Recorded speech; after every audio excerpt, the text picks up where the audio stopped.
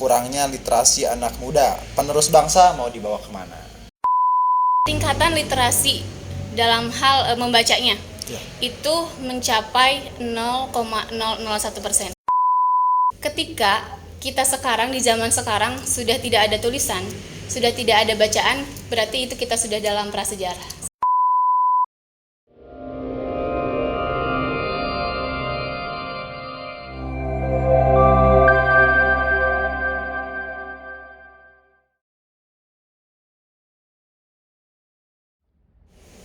Assalamualaikum warahmatullahi wabarakatuh. Apa kabar semuanya? Semoga sehat. Kembali lagi bersama saya Satrio Suroyo dan rekan saya Perkenalkan, saya Iis Siti Mayasaro. Iis Siti Mayasaro. Iya. Sekarang kita berada di channel GNP. Dan di sini kita akan membahas tentang kurangnya literasi anak muda. Penerus bangsa mau dibawa kemana? Untuk pertama-tama nih, kita mau bertanya nih, kita langsung bertanya aja. Oke. Definisi literasi menurut TI seperti apa? Kalau ngebahas tentang literasi gitu ya, aku ini kakak atau apa gitu manggilnya nih. Saya bilang apa ya, mau panggil nama apa kakak terserah lah, gimana nyamannya aja. Oke, kakak aja ya. Boleh. Ya kak, kalau misalnya kita ngebahas tentang literasi gitu ya, kan kebanyakan orang itu lebih kepada membaca dan menulis gitu kan. Ternyata literasi itu tidak sependek sepemahaman itu gitu. Tapi literasi itu kan berasal dari bahasa Latinnya literatus gitu. Bagaimana kita proses untuk memahami seperti itu. Sehingga memang daripada proses memahami itu kunci pertamanya itu yaitu bagaimana kita membaca dan menulis. Setelah itu kita bagaimana memahami, lalu dengan problem solving, karena kita telah menulis dan membaca, mengetahui setidaknya tentang pemahaman-pemahaman, sehingga di sana literasi itu bagaimana kita bisa memahami dan bisa mengimplementasikan apa bentuk daripada literasi tersebut. Berarti sering disalahpahami atau belum banyak orang yang memahami arti itu. literasi yang sebenarnya berarti ya. Bisa jadi seperti itu. Terus bagaimana nih kakak ini, saya panggil kakak aja ya, jangan teteh ya, karena biar sama-sama kakak ya. Bagaimana nih seorang KIIS memahami tentang literasi? Memahami atau memaknainya seperti apa? Okay. Menurut KIIS sendiri, itu kan menurut umum nih. Yeah. Menurut KIIS bisa dibilang pemahaman menurut KIIS ataupun yang dilihat oleh orang-orang seperti apa? Yeah. Sependek pemahaman saya gitu ya kak tentang literasi, setelah tadi saya sampaikan bahwasannya literasi itu bukan hanya sekedar menulis dan membaca saja. Kita juga sebagai anak muda khususnya gitu kak harus betul-betul memahami bagaimana literasi. Bagaimana kita sebagai anak-anak Indonesia, pemuda Indonesia ini bisa membudayakan budaya literasi tersebut gitu.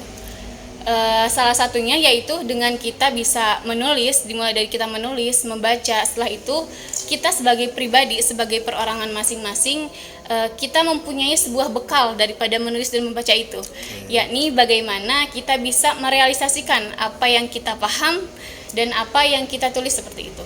Jadi bisa dibilang seperti ini nggak? Kalau literasi itu apa yang curahan hati bisa dibilang literasi kan? Bisa ya. Jadi apa yang kita pikirkan ditulis, lalu bisa dilihat oleh orang-orang sebagai motivasi seperti itu mungkin.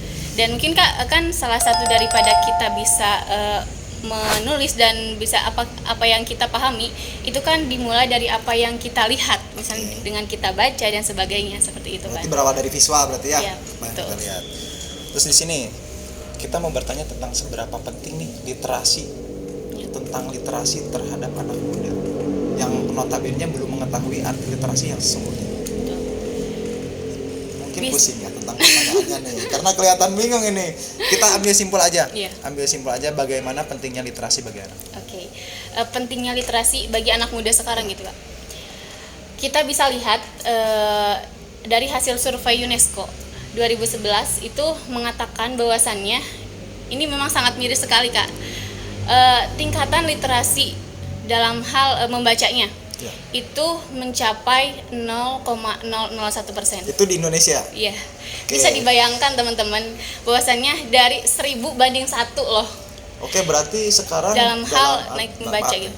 maaf saya potong, berarti kalau misalkan tadi menurut survei UNESCO 0, sekian ya, kurangnya minat baca di Indonesia, berarti bisa berpengaruh ataupun dampaknya juga, bukan dampak sih, faktor utamanya kan dari rumah nih. Iya. Betul kan, dari rumah bagaimana cara mendidik seorang anak gitu kan. Baik, lanjut lagi seperti apa tadi? Oke. Melihat daripada hal itu ya Kak, dari survei UNESCO yang memang itu melingkup daripada kan membandingkan dari semua negara gitu kan. 1:1000 itu dalam hal ini memang bisa dibilang kita sangat mempunyai PR gitu sebagai pemuda. Namun salah satu daripada PR itu adalah semua sektor harus bisa bekerja sama kan, gitu. Entah itu pemerintah, entah itu daripada turunan-turunan pemerintahnya yang memang mempunyai sebuah kebijakan-kebijakan tertentu gitu. Namun daripada hal itu sekarang juga yang saya lihat itu memang di Kampus Merdeka, ya Kampus Merdeka gitu. Itu bukan Kampus Merdeka, Merdeka Belajar. Merdeka Belajar ya, yang diusung oleh Pak Nadiem Makarim sekarang. Episode 23 itu mengatakan ada kebijakannya, sebuah kebijakan yaitu salah satunya bagaimana kita bisa 15 menit membaca sebelum pembelajaran. Itu dikhususkan untuk dari tingkat PAUD dan juga SD. Anak-anak PAUD dan SD. Mengapa demikian? Karena mungkin pemerintah juga khususnya Menteri Pendidikan itu melihat bagaimana sekarang tingkat literasi dan membacanya yang memang masih rendah di Indonesia seperti itu. Sehingga salah satu daripada ikhtiar pemerintah itu ya memberikan kebijakan seperti itu. Namun bisa dilihat sekarang daripada hal itu, entah itu nantinya sudah terrealisasi berapa persen gitu ya, saya masih belum survei juga gitu. Memang bagus ketika misalnya hal itu bisa direalisasikan dengan betul-betul gitu, bukan hanya sekedar dari pemerintah memberikan sebuah buku yang banyak dengan variannya gitu, tapi juga bagaimana seorang guru, kan memang itu ada pelatihannya juga kan untuk guru-gurunya gitu, setahu saya gitu.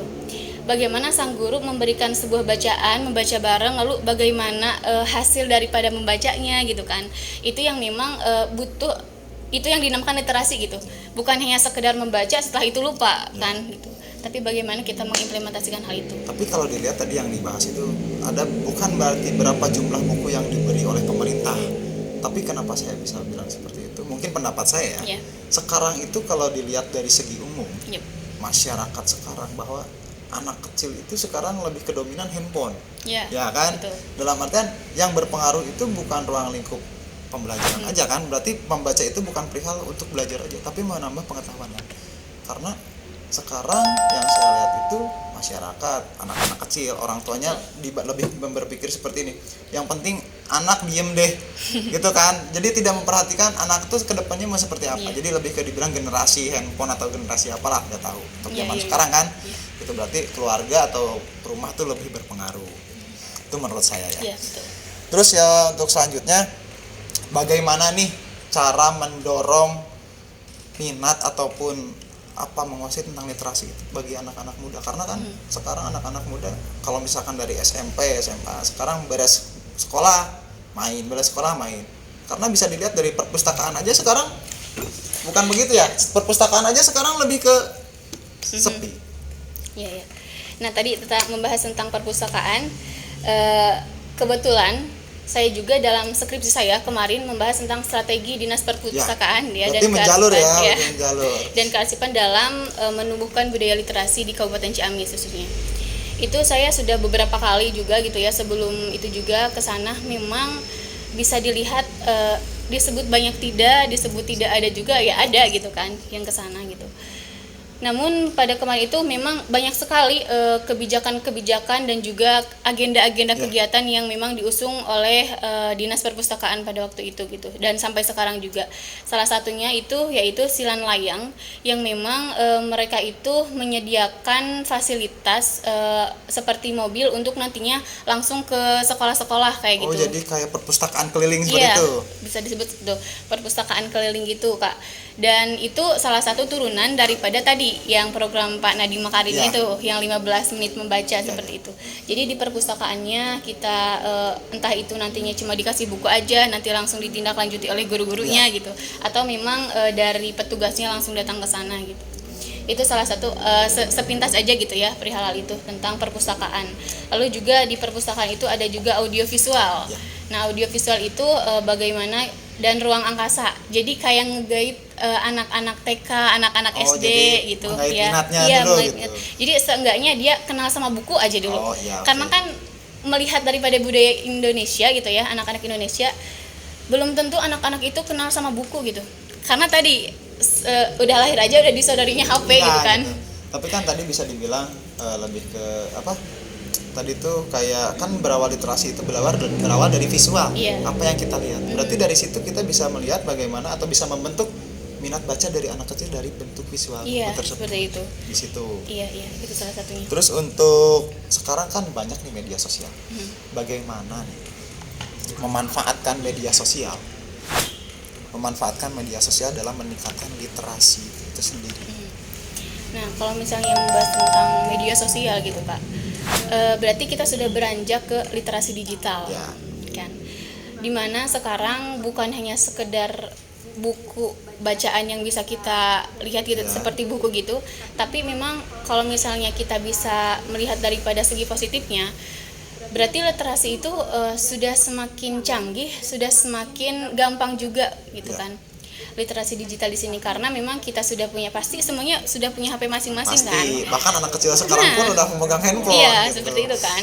Punya handphonenya masing-masing gitu. Namun kembali lagi ke individunya masing-masing, bagaimana kalau anak berarti seorang orang tua mengarahkan anaknya kemana gitu. Dimana di sana harus ada pengawasan dan sebagainya. Lalu nanti setelah menganjak dewasa dan juga nanti setelah menganjak sudah menjadi pemuda-pemudi gitu, bagaimana seorang itu sekolah dan education pertamanya seperti apa dalam hal menggunakan handphone ini gitu, dalam menggunakan sosial media. Berarti kan kuncinya itu yaitu kepada pendidikan juga gitu Kak. Ya.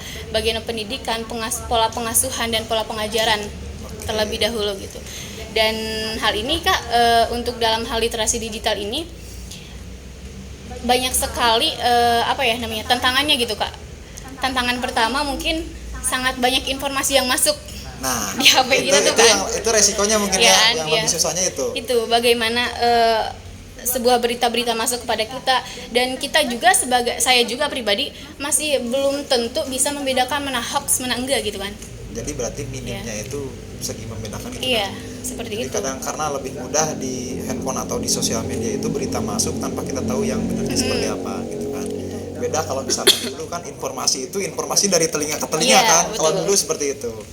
Itu berarti ada beberapa aspek yang mungkin kita pahami dan harus kita teliti dalam segi menggunakan sosial media. Betul Kak, betul. Seperti itu. Terus sekarang juga nih, bagaimana pemilihan yang tepat dalam memanfaatkan sosial media untuk mengembangkan literasi? Bagaimana pemilihan yang tepat untuk penggunaan sosial media Iya. gitu kan Kak. Sebetulnya karena tadi tantangan daripada literasi digital itu yang barusan dibahas ya, itu kan. karena kebanyakannya sumber-sumber yang memang bisa dibilang numpuk gitu. Iya. Sekalinya kita scroll Instagram aja itu udah beberapa informasi kan yang Dengan kita topik masuk. yang sama Iya. mungkin ya. Dengan topik yang sama, dan juga kadang kita tidak bisa memilih hal tersebut kan gitu. Makanya sekarang itu ada yang namanya blueprint kan Kak. Blueprint. Pernah dengar gak Kalau blueprint? blueprint saya pernah dengar, cuman Iya. saya belum mengetahui Nah, blueprint itu seperti apa. Ya, blueprint itu kan ketika apa yang kita cari nih, yang sering kita cari itu yang akan sering muncul. Oh, jadi Gitu kan. bukan sebagai. Jadi apa kebanyakan yang kita cari itu yang sering muncul? Iya gitu. Misalnya di boleh ini sebut nama gitu, Boleh lah. TikTok misalnya Boleh. kan ya. Oke, saya ngerti di Tet. situ. Oke. Ya, itu kan apa yang kita cari, yang sering kita cari, otomatis itu kan Nanti by ke beranda system. itu banyak dong Iya yang kan, gitu. masuk Nyari gitu. apa gitu langsung gitu kan, seperti itu. Nah, salah satu kebijakan daripada diri kita sendiri sebetulnya, kembali kepada diri kita sendiri, apapun itu sebetulnya, itu gimana kita bisa memanfaatkan hal itu. Apa yang sekarang, berita-berita apa yang sekarang sedang terjadi dan sebagainya, kepekaan kita terhadap itu, cobalah dari sekarang kita nyoba peka terhadap lingkungan diri kita sendiri dan sebagainya, lalu mencoba mencari berita-berita apa yang memang bisa bermanfaat untuk kita sendiri gitu. Hal itu. Jadi lebih ke kita tuh sebagai pemuda ya, kita bilang anak muda aja nih, Yes. harus bisa memilih dan memilah dalam menggunakan sosial media. Betul, Gitu. harus Itu bijak intinya sih. banget gitu kan. Karena kan tadi dibilang blueprint itu berpengaruh tuh, apa yang kita cari, sering kita cari munculnya banyak banget. Jadi yang bisa ngefilter itu ya tetap Diri diri kita. sendiri gitu kan. Oke. Terus dampak apa aja nih yang ditimbulkan jika kurangnya literasi pada anak muda? Berdampak apa aja yang banyak? Sangat berdampak sekali terhadap diri kita sendiri Oke. gitu kan. Karena yang pertama, literasi itu dimulai dari kuncinya itu menulis. Setelah itu membaca. Setelah itu kan memahami. Nah, daripada memahami itu, kita turun tuh terhadap realisasi apa yang kita lakukan, Sosial berarti ya, ya, apa yang kita lakukan itu bagaimana pemikiran kita, bagaimana pemahaman kita gitu. Kalau misalnya kita sering bacanya komik, ya nantinya topiknya turunnya komik terus komik gitu. lagi gitu kan. Oke. Berarti kita lebih kayaknya bakalan lebih peka terhadap kesosialan gitu. Lingkungan sekitar Iya, juga berarti dan ya. sebagainya, ekonomi, sosial, politik dan sebagainya gitu. Jadi salah satu daripada itu bagaimana? Yang pertama sih memang betul Kak, mungkin apa sih namanya? Perkumpulan atau lingkungan kan? Lingkungan berpengaruh berarti. Lingkungan sangat berpengaruh seperti itu. Jadi bagaimana kita mencari teman dan bagaimana kita bisa sharing-sharing satu sama lain bersama teman, itu yang akan nantinya berpengaruh terhadap diri kita sendiri kayak gitu. Gitu. Mungkin ada pesan yang ingin disampaikan kepada pemuda-pemuda Indonesia, terutama di ruang lingkup Ciamis ini? Apa ya? Apa ya? Tentang literasi aja nih. Tentang literasi. Pesan-pesannya Ya. atau misal motivasi apalah. Saya sedikit mengutip dari buku Wijakso dalam Yanto, itu mengatakan bahwasannya salah satu produksi daripada literasi dalam hal menulis itu adalah itu tidak akan kita temukan dalam hal prasejarah gitu. Sehingga bisa dikatakan bahwasannya ketika kita sekarang di zaman sekarang sudah tidak ada tulisan, sudah tidak ada bacaan, berarti itu kita sudah dalam prasejarah. Oke. Berarti di sini kita bisa menyimpulkan nih, buat orang-orang yang malu untuk berbicara terhadap orang banyak ataupun misalkan nggak mau baca buku, itu kerugian buat kalian semua. Karena ketika kita memahami tentang literasi itu seperti apa, maka kita di sini akan mudah untuk bisa berbicara kepada orang banyak. Kita tidak memiliki rasa malu dan ragu ya mungkin dalam menjelaskan apapun itu. Makanya literasi ini sangat penting buat anak muda ataupun kita semua lah. Kita jangan bilang anak muda, karena kalau anak muda kita mencakup anak muda, kita semua lah. Kita semua, betul. Itu sangat penting buat kita semua. Maka daripada itu pesan buat dari saya ya, karena saya juga sangat riskan ya kepada anak-anak zaman sekarang. Buat orang tua di rumah, ketika anaknya diberikan handphone, tolong diawasi. Tadi kan sudah kakaknya bilang, diawasi. Jangan sampai menggunakan handphone buat YouTube yang gak jelas ataupun main game terus-menerus. Boleh sih sesekali dikasih handphone, tapi dengan catatan, dalam artian bukan dengan catatan, dengan penggunaan yang jelas seperti itu. Mungkin ada tambahan? Sedikit lagi mungkin ya, question gitu. Oke. Tidak ada kesulitan dalam kebingungan, tapi kebingunganlah yang buat kita kesulitan. Makanya kalau gak mau bingung ya baca. Oke. Ini akan membaca tuh. Budayakan buat kalian membaca. semua. Jangan Dan panik. literasi itu Kak, maaf, bukan hanya untuk pemuda aja gitu. Kalayak tapi untuk umum semua, berarti iya, semuanya gitu. gitu. Ada kata-kata lagi? Sudah. Sudah, oke. Sekian mungkin ya Siap. demikian dari kami penjelasan tentang literasi itu seperti apa. Mungkin kalian semua yang nanti melihat channel ini, kalian mungkin bisa lebih tahu literasi yang sebenarnya itu seperti apa gitu. Jadi literasi itu bukan hanya sekedar membaca dan menulis gitu kan. Tapi banyak hal-hal penting dari literasi itu. Manfaatnya pun banyak sebenarnya gitu buat kalian semua. Maka yuk sama-sama kita belajar, sama-sama kita membaca, sama-sama kita bisa memilah dan memilih. Jangan kita terus-terusan stuck dan jangan pernah takut untuk memulai. Itu aja. Dan sekian mungkin dari kami, dari saya Satrio dan juga Saya Is. Kak Iis. Mohon maaf apabila ada kesalahan. Ya.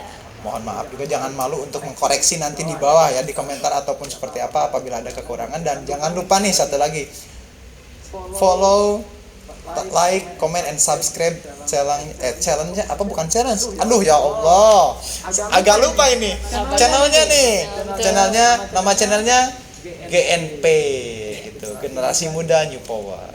Oke, kita generasi muda dan kita adalah generasi untuk merubah bangsa.